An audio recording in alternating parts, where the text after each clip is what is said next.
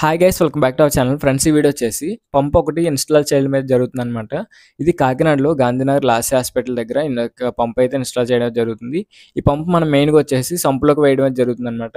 ఇది సంపులోకి ఎందుకు వేస్తున్నామంటే municipality water ఏవైతే ఉన్నాయో అది మనకి సంపులో పడేటప్పుడు చాలా స్లోగా ఫిల్ అవ్వడం జరుగుతుంది. అంటే బేస్మెంట్ అనేది హైట్ అయ్యి గవర్నమెంట్ ఈ యొక్క పైప్ లైన్ ఏదైతే ఉందో బయటది అది కొంచెం హైట్ అవ్వడం వల్ల వాటర్ అనేది చాలా స్లోగా వస్తున్నాయి. సంపు కూడా మనకు స్లోగా ఫిల్ అవుతుందని ఇక్కడ మనం 1 HP మోటార్ అయితే పెట్టడం జరిగింది. Double condenser motor.